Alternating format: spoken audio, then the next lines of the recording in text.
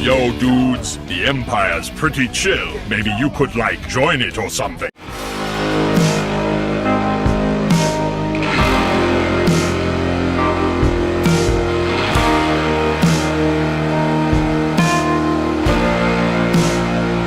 Hey everyone, Lucamus Prime here. So, it's time for the next episode of Movie That Didn't Need a Sequel, and in today's video, guys, I'm going to be covering this time another example of a sequel, ironically, which, in my opinion, did not need a sequel, and was better off staying as the second installment of a franchise, which would only work best as two movies.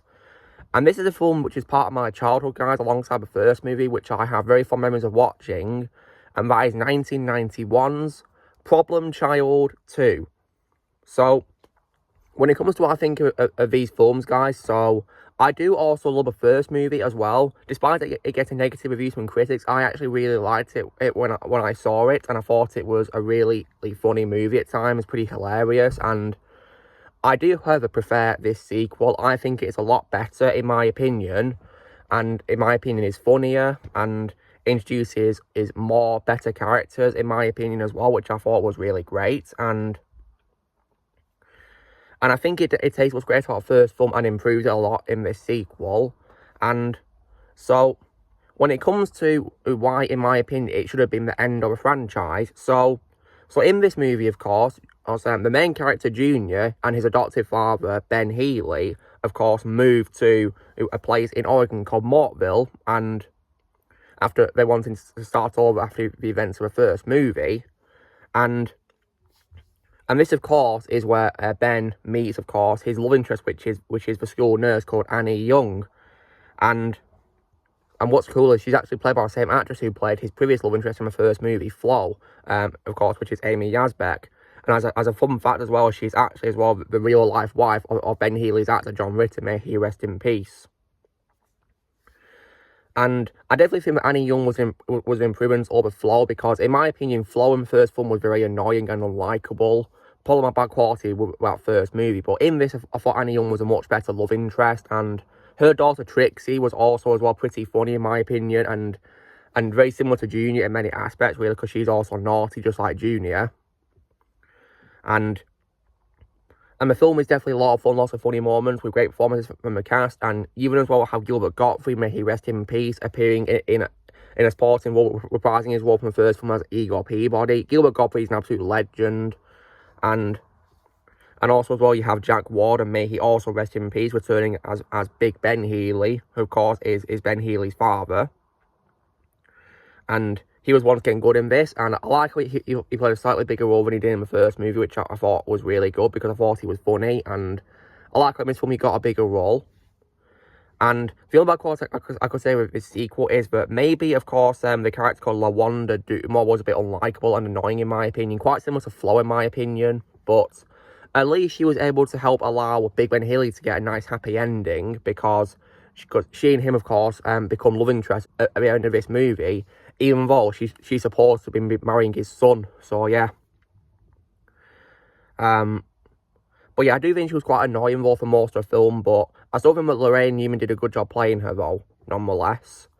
And when it comes to the ending, however, I think the ending of the film was great, and I did not see any signs of sequel setups, because at the wedding, of course, Junior and Trixie, of course, sabotage it because they don't want it to happen.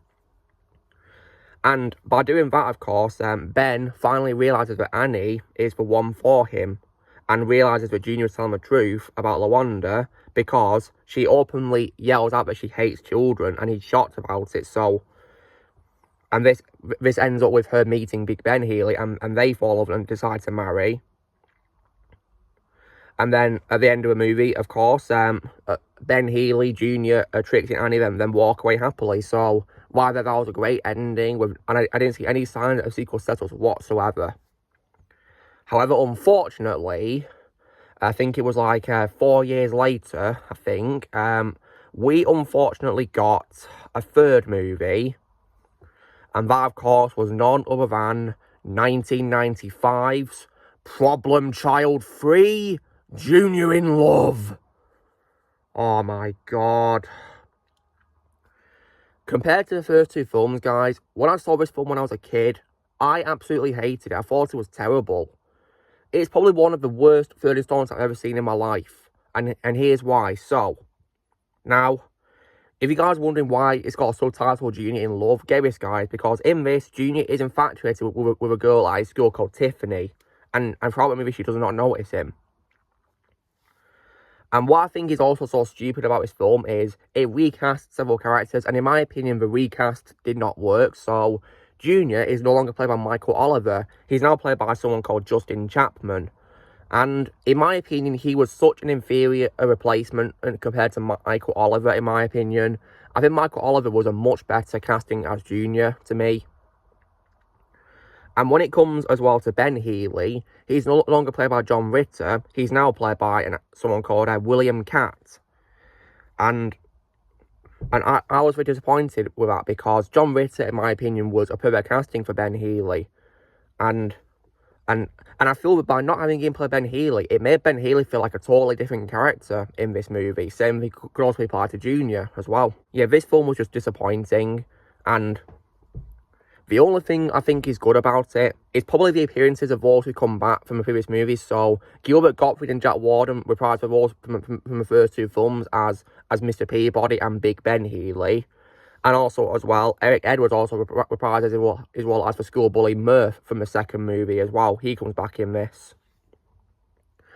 But other than that, this third movie absolutely sucks. And it also makes the second movie's ending completely and utterly pointless because you guys are probably wondering, where's Anna Young and Trixie and LaWanda? Well, get this, guys, right? They don't appear in it, and they're not even mentioned, so they make out they no longer exist. So, you've basically taken away that great ending right there and made it absolutely pointless. Like, how could we do this? They gave Ben Healy and Junior a happy ending, and they took it away from them, and we got this. Like, honestly, this movie just absolutely sucks, in my opinion, and the humour, in my opinion, that the first two films had is no longer there in this movie. Like, there's barely any funny moments in this third movie, in my opinion. And also, as well, when it comes as well to a film soundtrack, in my opinion, it's also not that good either. Like, because the first two films, of course, feature the song Bad to Reborn. You know, a great song. I definitely love that song. But in this, they have like a very weird remix of it for some reason, and that didn't really work for me. I'd rather play the original song, but yeah. Can't believe they had to ruin that song in this as well. Just absolutely ridiculous. But yeah, this third movie, in my opinion, is just absolute trash, and it's definitely better off, you know, no longer existing as far as I'm concerned. I like to pretend it doesn't exist. And also, as well, when it comes as well to this character called Tiffany, you know, the whole movie is also pointless because Junior spends the whole movie trying to get her to notice him. But guess what? It's all for nothing because at the end of the movie, it's revealed that she's a brat and she's unlikable. So basically, he did all that for no reason. So yeah, ridiculous. So all I can say is that this third movie absolutely sucks, and it just completely falls flat compared to the first two movies, in my opinion. Like, if you guys thought the first two films were bad, wait to see this third movie. This third movie, in my opinion, is trash. And when it comes to what I'm ever going to own, guys, I will hopefully see if I can find the first two films. I mean, if you do it on Blu-ray, I'll definitely get them. But there is no way in hell I'll ever buy the third movie, because the third movie, in my opinion, is trash, and I never want to own it. Because I've only seen it maybe a few times on television, guys, and in my opinion, it absolutely sucks. You know, like, lots of unlikable characters, a dumb story, and recasting characters as well. Like, it's just a terrible movie, in my opinion. One of the worst third installments I've ever seen in my life. Just absolutely horrendous. So, long story short, guys, in my opinion, Problem Child was better off being two movies. And it ended there as far as I'm concerned. So, guys, this was me covering why, in my opinion, Problem Child 2 is probably a big example I can say of a film that did not need a sequel and was better off staying as a duology. So, you know the drill, guys. Be sure to give this video a like. Also, be sure to in the comments what you guys think of Problem Child, if you've seen it, or comment below what you think of it. Do you think Problem Child 2 needed a sequel or not? Let me know in the comments below what you think of that. Also, be sure to join Team Prime by pressing subscribe for videos coming in the future. If you would like to be a member, you can restore them using a piece lads or description, and I'll see you all later.